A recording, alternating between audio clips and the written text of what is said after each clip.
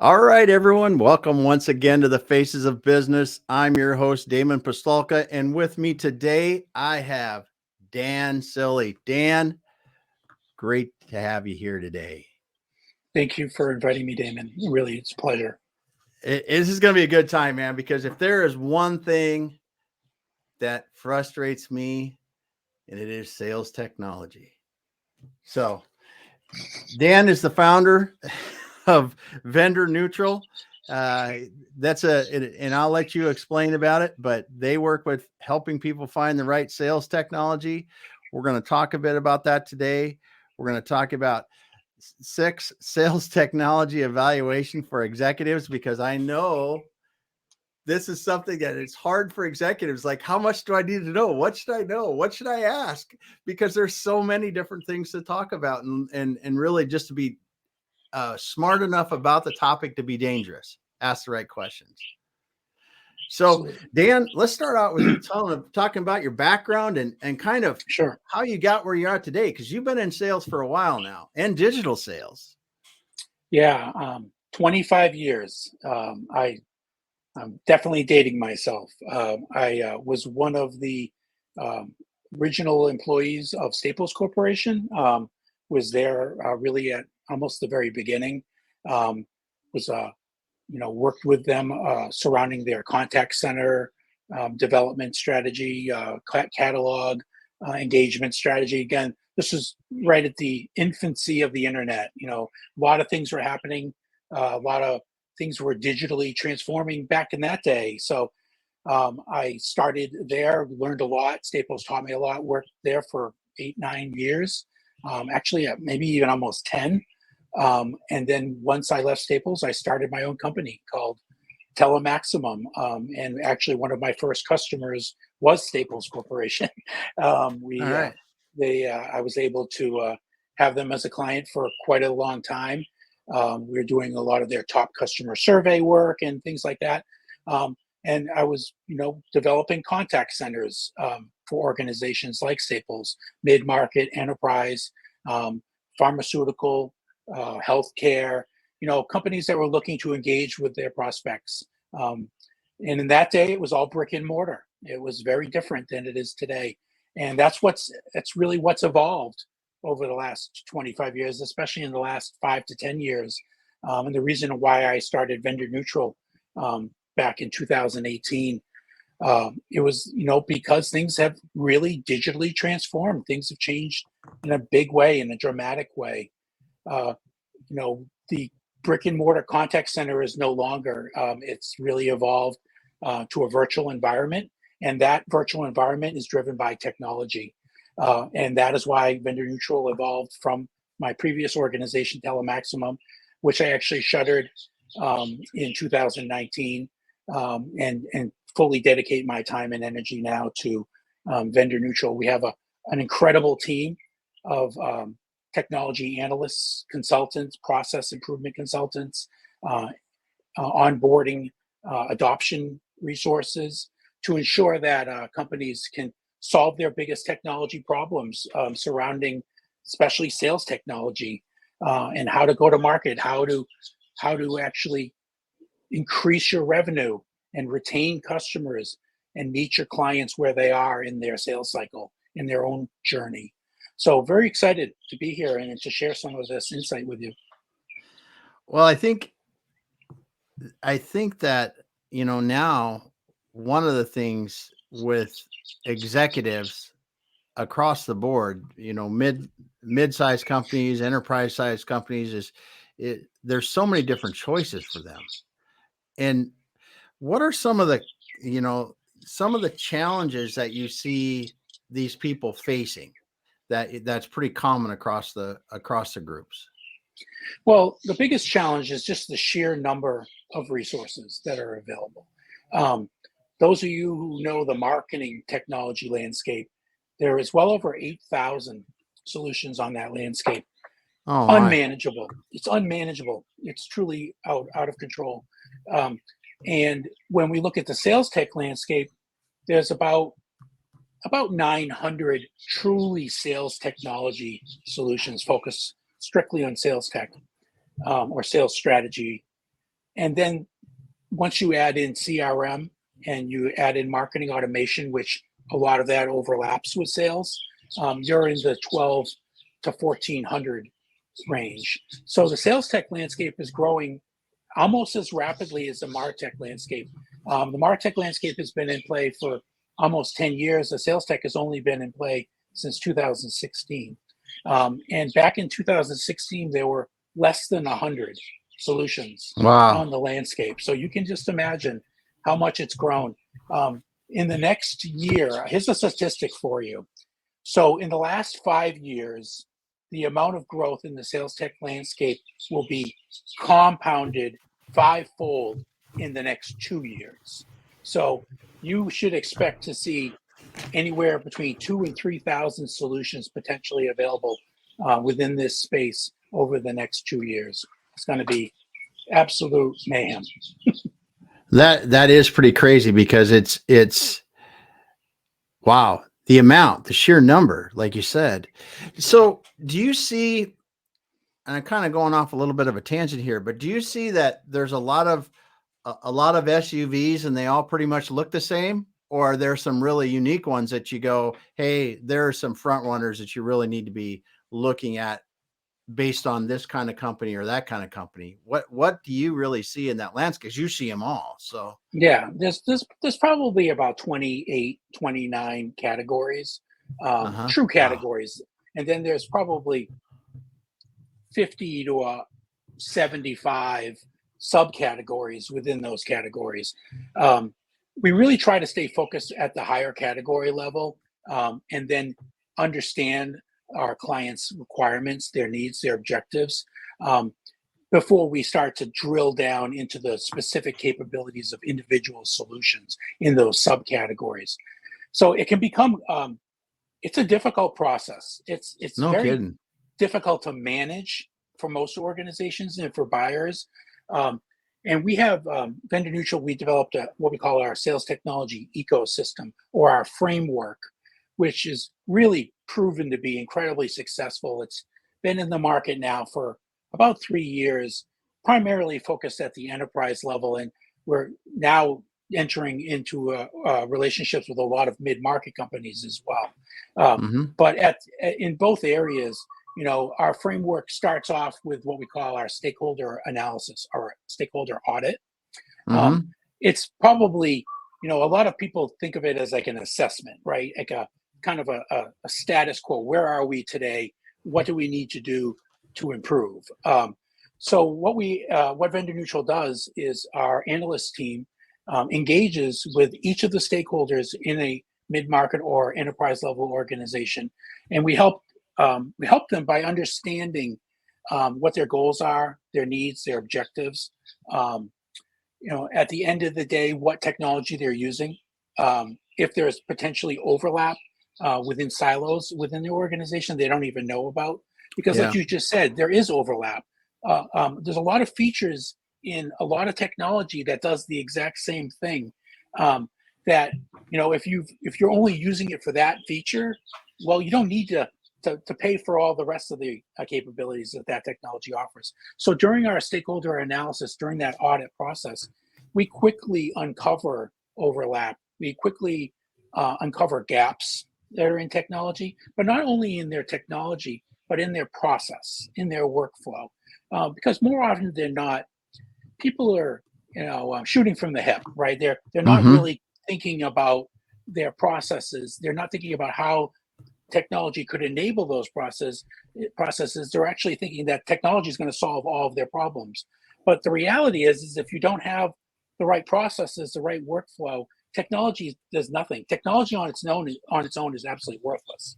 So it's very important that you have that framework, that foundational element to be successful. And that all starts with that stakeholder analysis. It's super important. Well, and you talk about process, and I think that's what so many people think technology is going to solve. But as you said, with these technologies, they're meant to be flexible on how you do business. So it isn't like drop in and this is the way it works. It's usually drop in and then show us how you want to work, and then we can help you work that way. And so it still requires that underlying process of how you want to do your sales, what you want to learn, Exactly. and who's going to do what, and how they're going to interface with your technology. So what are some of the things that you see when you first come into these corporations? Do like you mentioned overlap, but do people overcomplicate processes? I mean, in this in as you're helping them with this understanding, do you help them refine that overall process? Is that part of what you're doing? Because I would think that Yeah. th- it's probably been bolted on as these things start to change. Yep. You see a lot of this was stuck here, that was stuck here, this was stuck here, and now they could all be together and be a lot more efficient. Or what are some of the things Yeah. that you see? Yeah, it really comes down to what we call a holistic technology strategy. It's a strategy that fits together and supports all of the stakeholders in an organization. And it doesn't just start with the stakeholders, it starts there, but it ends with the end user, right? We when we interview the stakeholders, we generally drill down within their hierarchy of their organization and understand what is enabling their sales reps to be successful. And more often than not, you can learn almost everything you need to learn about your process from your top 20%, right? Whether it's the top 20% of your customers or it's the Hmm. top 20% of your sales force. They know what works because they're actively selling, they're successful at selling your solution. So you have to really be open to listening and learning from those individuals and bringing them into your process, bringing them into your strategy development. So we generally, we involve everybody in our stakeholder analysis, and that's also a part of a larger communication strategy where people are now aware, right? They're now aware of different resources, there are different processes in an organization, different possibilities. And what we try to do is we try to connect the dots, right? We try to Hmm. connect the dots between marketing, sales, operations, so that it becomes truly a revenue operation strategy where everyone's working together to meet the same goals and objectives. And that's generally where we see the biggest problems. It's not tech, bolting on tech isn't the right solution. And a lot of people that we work with, and again, it could be at any level in an organization, they listen to their peers more than they listen to the experts, right? They talk to their buddy who's using XYZ technology. And because they're using it and they're finding success, oh, it must work well for us. Well, that Yeah. isn't the reality. Yeah. The reality is every company works differently. They have different ways of engaging. And another very important piece that they don't consider is that if it's not value based or value focused, and it's not aligning with your customer's journey, and that's again going back to that 20%, right? The Yep. listening to those customers, meeting them on that journey and aligning to them using technology is the most effective way of seeing results with tech. If tech is an afterthought or a predecessor to another strategy and it's not incorporated holistically, you're more likely than not to see the success that you're looking for. Yeah. Wow, because this is there is so much, because when you think of an enterprise level company, there's so many different systems that can be, like you said, duplicate functionality, Yep. um, even people duplications, hundreds of Hmm. people duplications, and sometimes. And do you see that companies are actively making changes to the structure of their organization after they go through this? Because I would think that if we uncover the fact that we've got, three departments doing the same thing, let's redeploy people to in other ways to really, match this, align with this customer journey better, and really provide more value throughout the process. Are you seeing them do those kind of things too when they really get into this? Or No, we don't tell companies who to hire and fire, but we do make recommendations on roles that they should include. A lot of larger companies, especially the enterprise space, they don't have these roles in place. They don't have a CTO, a CIO, or a chief information security officer.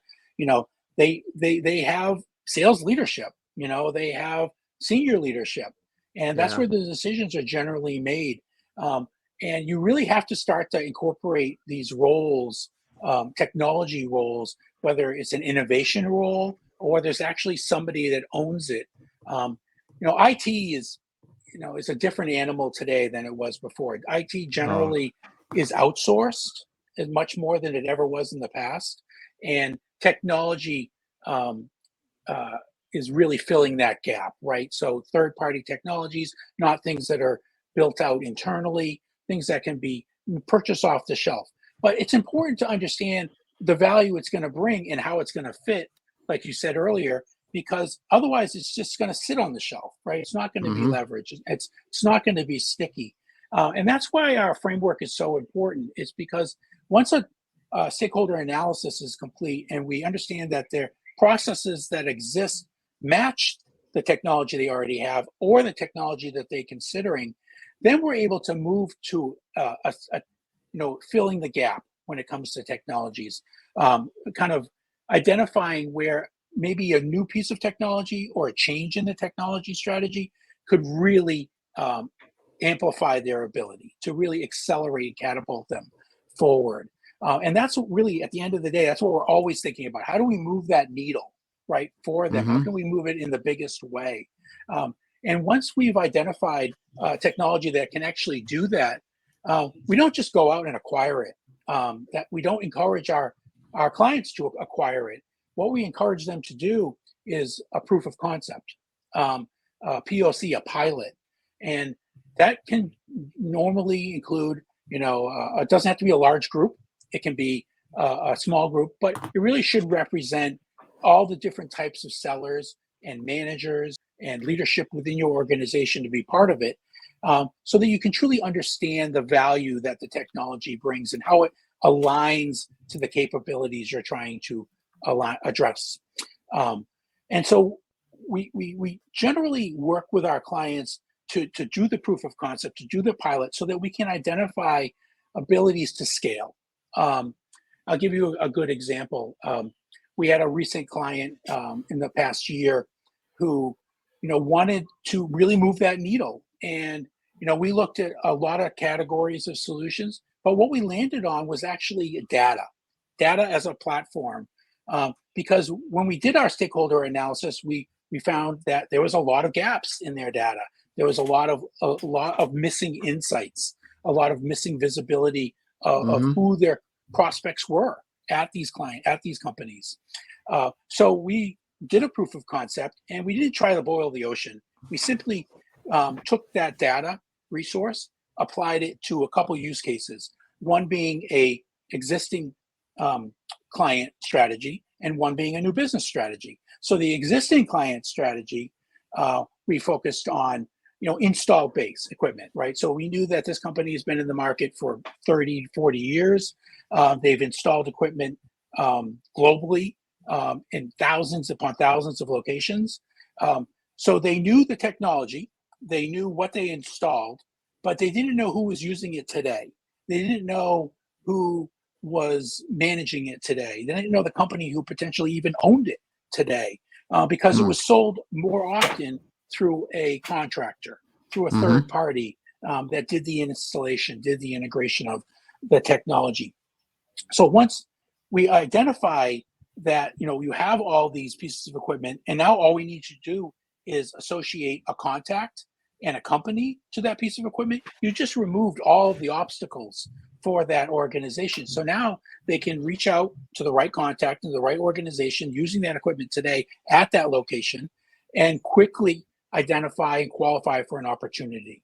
Um, Mm-hmm. we this just alone that one use case generated over $90 million in new revenue Wow. for that Wow. organization in less than 6 months. Oh my So goodness. unbelievable results, because they were spending months and months doing the research on LinkedIn and on Google, trying to find these individuals, but didn't realize that the value was already out there in a data platform.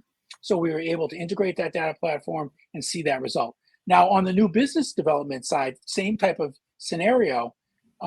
small group of people. Again, we're testing this out. It's a pilot. Mm-hmm. So we were testing it out. And on the new business side, what they were, they would go out with their manager in a car and they would drive around and they would knock on doors. But they quickly realized that, we could use data in a filter format where Mm-hmm. they would filter based on geography, based on the size of the organization they generally sell to. And we could identify prospects much quicker than driving around looking for a Oh big yeah. building. Yeah. So it was just, much more efficient for them. So both of those use cases, once the technology was acquired, turned into just absolutely incredible revenue generating opportunities for the company. Well, what you're talking about there is exactly right. And it comes back to what you said a few minutes ago. And as you're talking about it, these technology roles that aren't typically in companies anymore or yet. Mm-hmm. Do you think that this is what we're going to see though, is that the companies that really are going to leverage our technology and move forward the way that they truly can are going to have to put people in technology roles just because these things are changing so fast and what's good today might be an anchor tomorrow? Yeah, we have to let our sellers sell. We have to. Yeah. Sellers are good at selling. You know, I come into a lot of organizations. We come into a lot of organizations, and we see the sellers have their own stack of solutions, right? So the companies Mm-hmm. purchase certain technologies, but the high performing sellers are using additional technologies to give them an edge, right? And they're paying for it themselves as well. Yeah. Or they're expensing it, one of the two. But at the end of the day, that we generally see the highest performers have more tech, not less, than their peers that the Okay. company was paying for.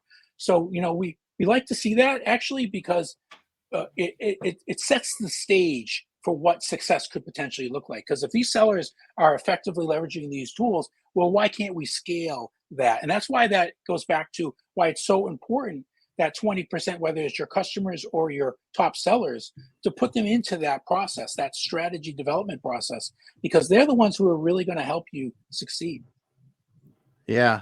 Yeah, that's a great tip though for executives looking at this is interview your top 20% and see how they're doing it. Interview your top 20% customers and see what their journey was like and what was good, what was frustrating about it for them. Those are great things there. I learned it 20 years ago, Damon. I learned it 20 years ago when I was with Staples Corp. I led this group called Top Customer Survey, right? And what they would do was they would have our team reach out to the top 20% of their large customers and ask questions about their products, their solutions, what would make a difference. And we would take that data and work with marketing, work with the catalog development team to make sure that those insights were incorporated. And that's actually one of the big reasons they were more successful. That's why Staples grew so quickly in the marketplace, was they listened to their top customers. And I took that knowledge, and once we started vendor neutral, it was one of our core requirements, one of our Mm-hmm. kind of our fundamental strategies that we leverage is just opening the lines of communication and not assuming everything, because you don't. I sure don't. And I think at the end of the day, when we bring in a team, when we bring in value from all levels of the organization, you're going to have a much better strategy at the end of the day. Yeah. Yeah. So how many times do you actually walk into some place and do this assessment and go, wow, this team really knows what they've got, and it's I mean, on a scale of 1 to 10, what's the usual of they've really got it going on or they need a lot of work, at the Sadly, the companies that we work with generally are behind the eight ball. okay. They're not as advanced as they need to be. Their competition is getting close, too close for comfort, and they need to adapt. They need to digitally transform. They need to adapt to an environment to a strategy that is going to be more competitive, because their competition is absolutely going to take those steps, especially if they see weakness in the marketplace from the larger players, because they're going to be able to potentially leapfrog them if they're able to deliver more effectively and efficiently. Our strategy, our frameworks, they don't just focus on sales. They don't just focus on technology. They focus on sales, they focus on technology, and they focus on the people and the process. Because you have to think about it holistically. You have to think about it as a much bigger picture strategy. Because if you're not at the beginning of the process, communicating effectively, sharing these insights you're learning from the stakeholders in an organization, understanding the workflow, understanding the process, improving that process, it's going to be very difficult to onboard a new solution, right? It's going to be very difficult to see the adoption and the results from any new technology, because most sales reps, most marketing professionals, they feel that you're just throwing something else at them, something else they have to worry about, something else they have to deal with. Well, if you involve them in the process, whether it's that top 20% or really everybody in your organization, and have that level of communication, that consistent engagement surrounding the potential for these new technologies, you're going to be able to, they're going to want to be part of it. They're going to want to be on board. They're going to want to be part of that journey for your organization, and they're going to support you.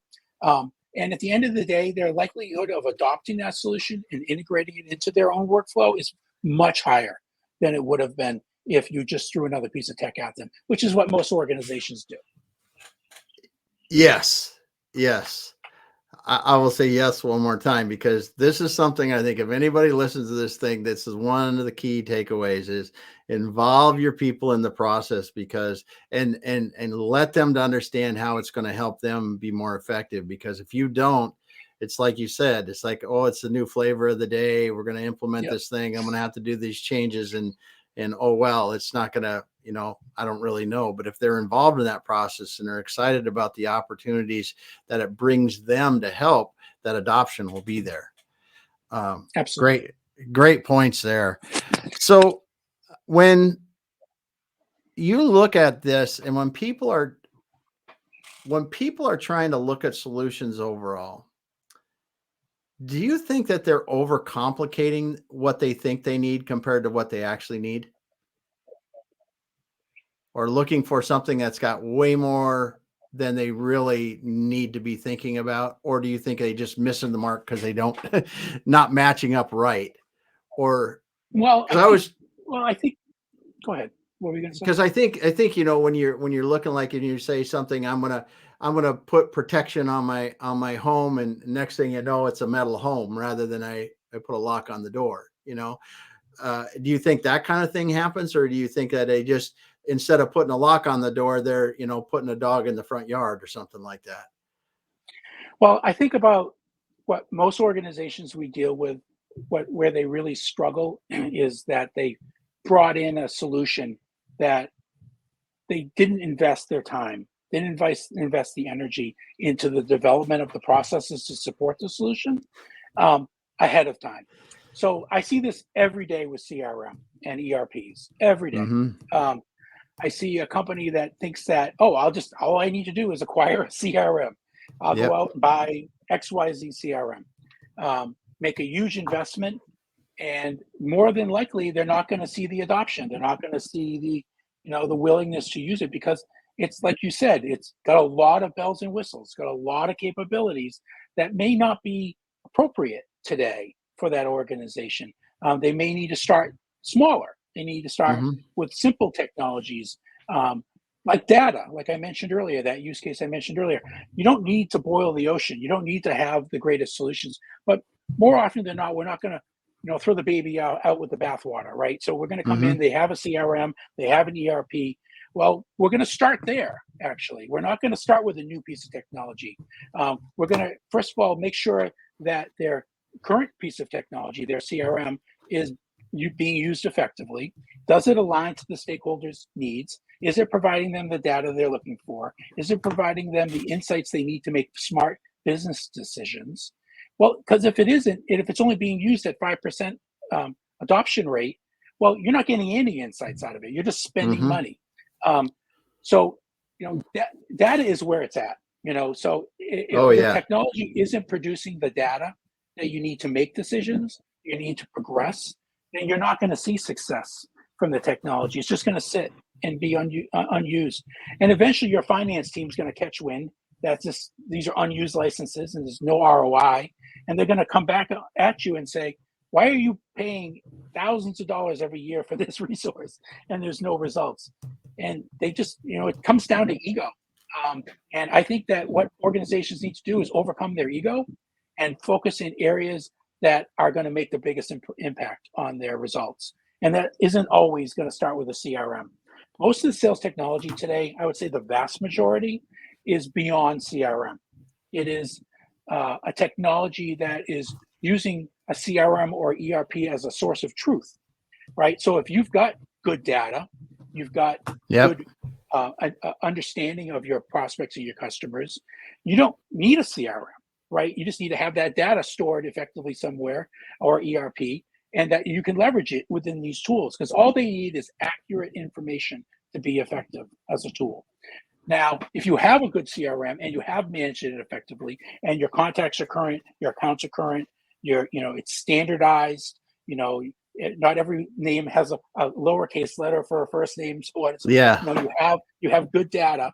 Well, then now the sales technologies that's available, it takes it beyond CRM and allows you to effectively engage with your prospects, to manage them through a sales cycle, to nurture them, to do all the things that that your sales professionals, if done effectively, are going to generate business.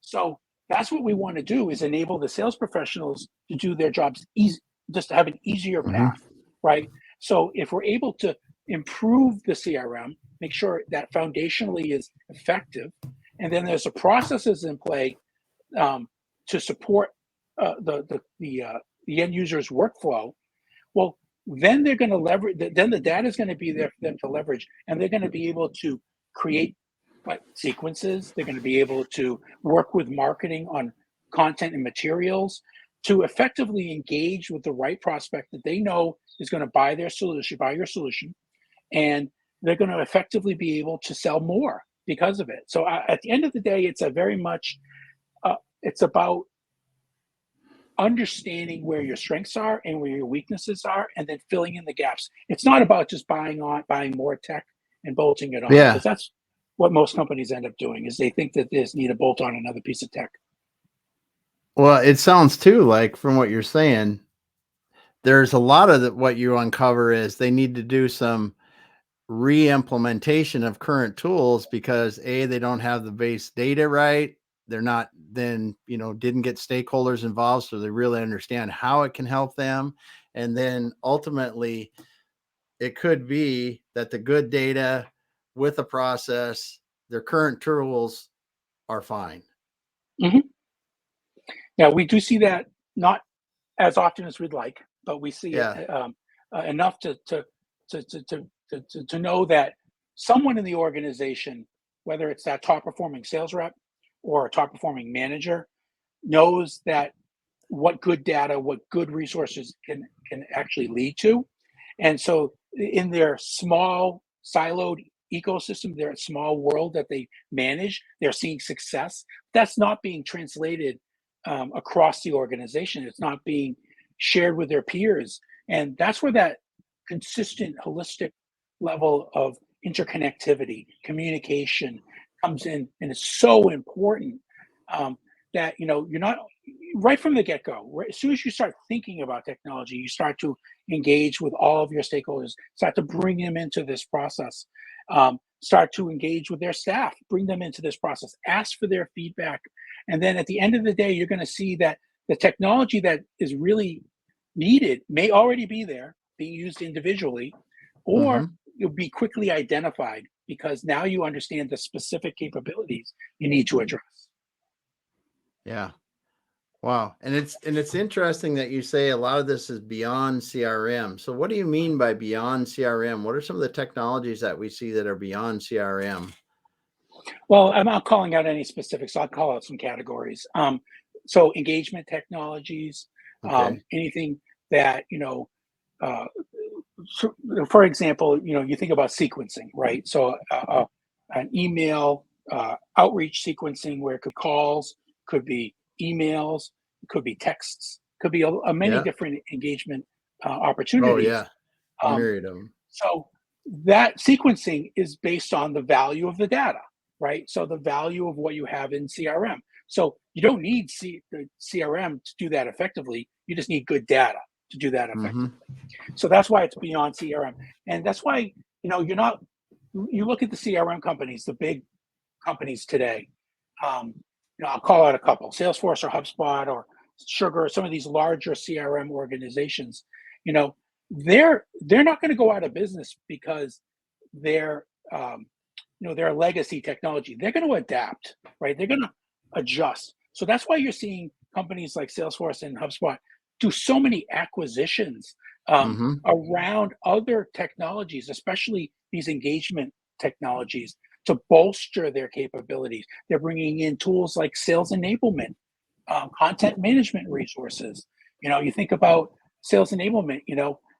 It's what are people consuming, right? You have good content. Your marketing teams work diligently to develop it. You're distributing it. What are they engaging with? What are people actually reading? What are people downloading? If you can understand that and you take that information, you're going to be far more effective than you are just guessing.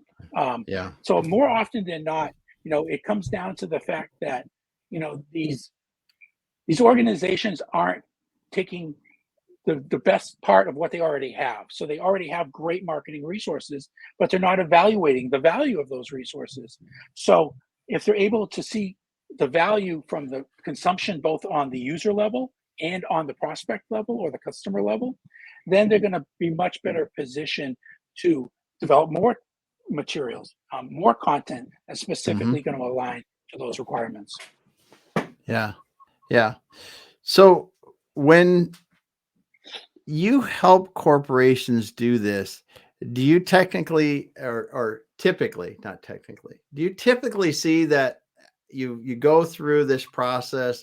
Do you typically see that they are overspending or underspending on their sales technology stack? Oh, that's a great question. So I'll give you a story, and this is probably a really good example for it. Uh, so we have a large peripheral technology customer as a client there, multi-billion-dollar corporation, global. They brought us in 3 years ago to do an audit, to do a technology audit. Um, we identified well over $1 million in annual licensing spend that they were spending on well over 200 solutions across their Oh, organizations. wow. So the vast majority overlapped. Um, there was so much confusion around who was using what, who was seeing results from what technologies. What we were able to do was consolidate that knowledge and understand what did what was the most effective based on the technology they were currently using. And we were able to reduce that well over $1 million spend to just over $200,000 annually. Wow. So almost $1 million in savings alone just from that audit process and evaluating where they had overlapping and existing technology that could be already solved by what they have Mm-hmm. today. Wow. And do you think they're just getting caught in the change and you look at, okay, this solution when we bought it, it didn't have that piece of feature and now it does and we didn't keep up with the software, or is it that they probably made the wrong decision out of the box? Probably made the wrong decision. They listen to their peers. They listen to Okay. their buddies. Yeah. I'm using X, Y, and Z. You should use it. Well, that's not usually the right decision. It's a very thoughtful process. Um, there's it takes time. The larger the organization, the more time it takes. The larger the breadth of stakeholders are in an organization, the more effort you need to put into understanding their needs, their requirements, the technology they're using, the results they're seeing from that technology. And then once you have that analysis, now you have that foundation. You know where the gaps are. You know where the opportunities are for new technology because it's clearly not defined by an existing piece of technology. But you also understand where their processes are or workflow may be lacking to support a new piece of technology or to enable the technology they already have. So that's a very important piece here, is that many organizations, they bring in this resources, but they're just basing it on others' feedback, or they go on LinkedIn and they say, hey, tell me what you're using for engagement technology or for call recording, and they'll tell you, oh, I'm using XYZ because so and so used it and they saw all these results. Well, that's great. And I don't discredit that type of peer-to-peer feedback, but I think you still need to do that internal analysis. You still need to understand, what's going to move the needle for your own organization first. Yeah, I'm writing some things down here because I always like to summarize, because this has been such an interesting conversation and talking about, sales technology selection for executives. It's just like, man, we are just pummeled as executives in Yes. what should we do? What technology are we missing out on technology and stuff? But you hit, I think, a few key things here that I want to talk about and just reiterate is know your sales processes overall. So if I'm an executive, one of the first things I may want to do is, hey, get my leadership team together and say, hey, do we all understand this process and do we all agree on this? Is that Exactly? see? No, you nailed it. Yeah, that's what we have to facilitate more often than not, because Okay. most organizations work in silos. They Yeah. still, especially the bigger the organization, Yeah. Oh yeah. they could have, stakeholders that are, they could have 5 selling business divisions, right? One Mm-hmm. could be service, one could be maintenance, one could be Yep. turnkey operations, and they all are led by different leaders. And they, if you're not bringing them together and they're not thinking about their processes holistically, they're not benefiting from each other. They're running, like I said, they're in their own silo. They're seeing their Yeah. own results. So if the business leader in service is seeing an opportunity for a replacement or a turnkey new technology, well, then that should be passed over to the turnkey operations, and Yeah. you should see a benefit from that, from working together as a team. So that's the other piece, as well as the overall compensation, the motivation and incentives. There's just a boatload of technology out there surrounding those capabilities Yeah. as well. Ensuring that you're encouraging knowledge sharing. That you're giving those tools to these stakeholders so that they can leverage knowledge that may even be located on the other side of the world, because those people have had that experience that you need. So you need to take that knowledge and bring it into your organization. And if you're not taking advantage of technology to simplify that, you're hindering yourself, because you're maintaining this siloed approach, Mm-hmm. which is limiting. Companies that not only focus on holistic technology strategy but holistic sales strategy are the ones that are seeing the greatest results. And that's where that's where Vendor Neutral is very different than most of the consulting firms out there, the Forresters, the Gartners, McKinsey's, the Accentures. You know, we're heavily integrated with our clients. We do the audit, we do the stakeholder analysis, we understand their processes, we understand what technologies are going to fill the gaps, and we embed resources on site or virtually to ensure that technology onboarding, that adoption, whether it's existing technology that's not effectively being used or new Mm-hmm. technology, we ensure that we're scaling on success. We're not basing it on what the vendor is telling us success should look like. We're basing it on that organization and what their success should look like.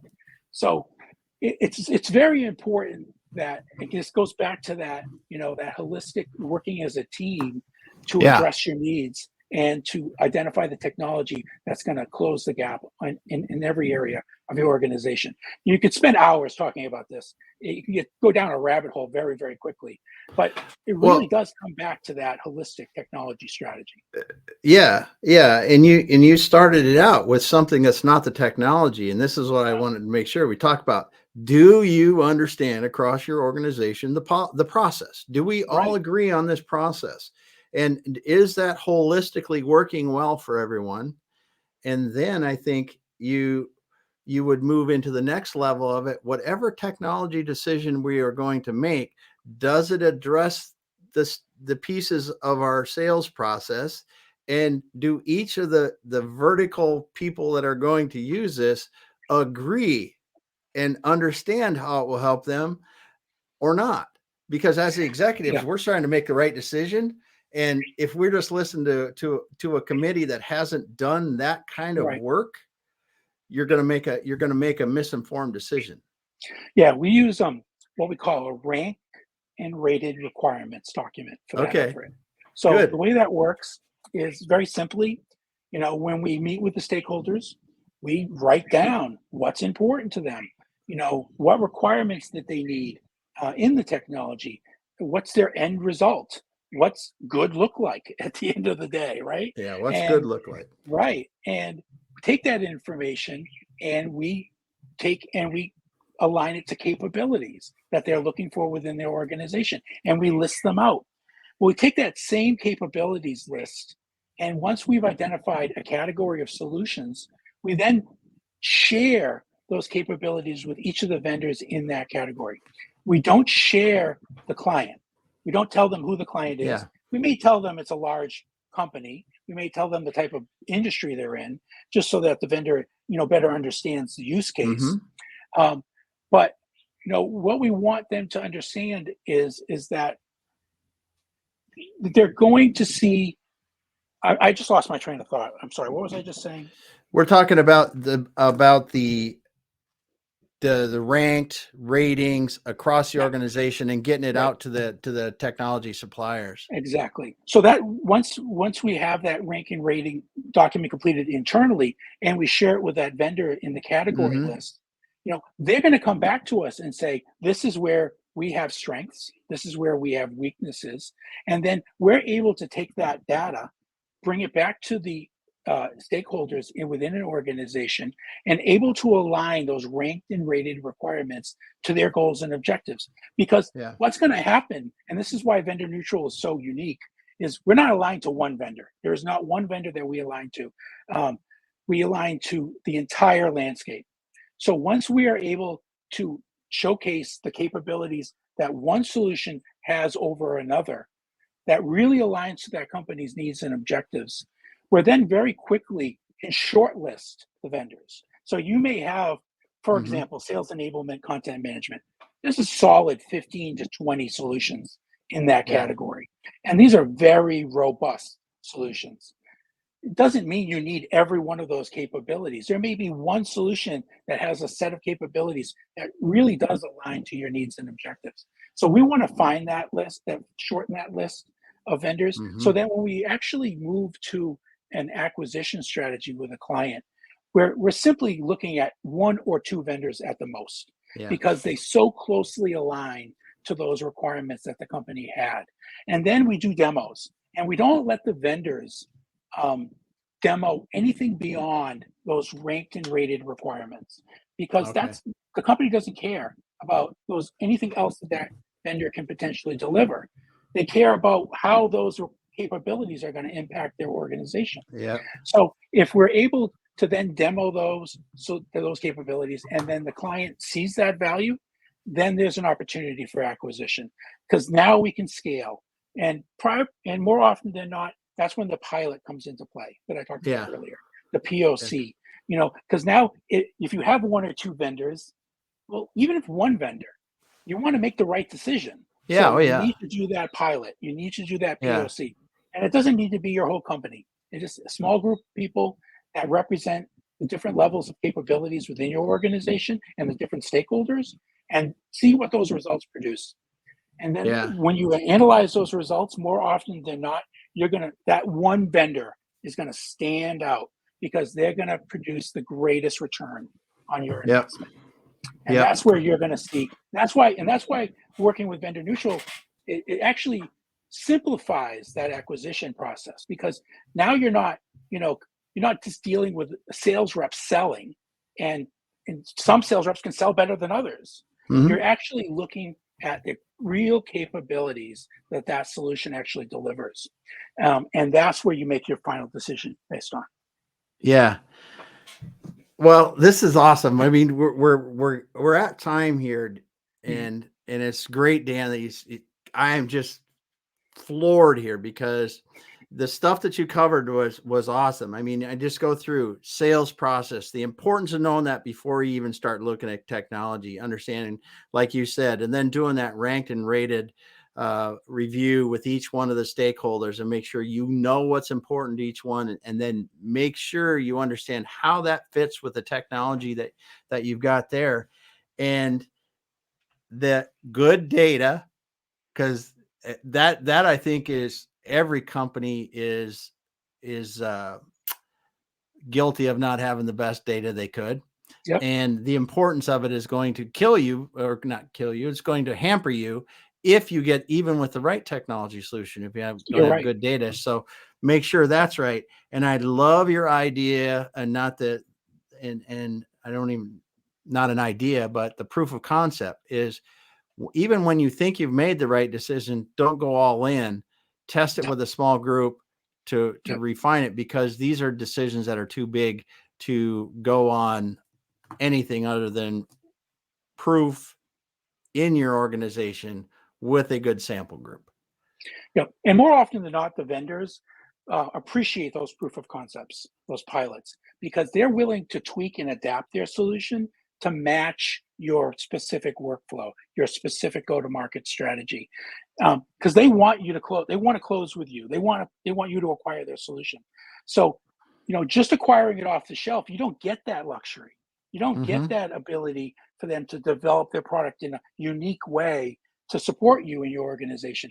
In a proof of concept, they get to see your organization actually engaging with the technology, its use case, how effective or ineffective it is, and they can actually adjust the tech to be much more effective and aligned to your specific needs than they ever could just buying it off the shelf. That's a great point, Dan. It really is, because you get that extra opportunity once you've used Yep, it a little bit to go, if you just change this would help us an awful lot. And you you you got it. can you can get those things done while you're doing that proof of concept. Yep. Well, Dan, it's been awesome having you. We had Dan Cilley today with Vendor Neutral. We're talking about sales technology, making it easier for executives to make good sales technology choices. You've given us some wonderful things that we can use here. Now, Dan, you got there is an event coming up next week on the 19th. Can you talk about that a little bit while we're here too, before Sure. we jump off? Yep, I've invited you, Damon. So hopefully, I'm looking forward to having you participate as one of our panelists. Hmm. But on May 19th at 2 p.m. Eastern Time, we have a excellent new live webinar, and all of our webinars are live. So you can go on our website under our Learning Center. You can access all of our on-demand live webinars that have pre-recorded, or you can join us live when they actually happen. And next May 9th, next Thursday, May 19th, we're going to have a webinar. I think it's called "The Important Steps Manufacturers Should Take When Creating a Digital Transformation Strategy for Their Sales Organization." And I think that just really speaks to what we talked about today, right? It's about, what are the processes is you need to follow? What are the best practices that you should consider when building or acquiring sales technology and building out that capability within your organization? Number one, we talked about at the beginning of the call, good communication, having the top 20% of your customers as well as the top 20% of your sales performers involved in the strategy process, and so many others we'll save for the webinar, Hmm. but a Awesome. tremendous discussion for everybody. We're Yeah, really on the excited to have you 19th at part of 2 Eastern time, we're going to be it. Yep. talking about digital transformation. So, Dan Cilley, thanks so much for being here today. Thanks Welcome. everyone for being here. We had Emily and Marie in there commenting. I know we had a bunch of other listeners too. Thanks so much for being here, everyone. We love that you're listening. Give us some feedback and all those kind of things. And everyone listening, we will be back again here in a couple days with another interesting guest on the Faces of Business. Thanks so much, everyone. Thank you.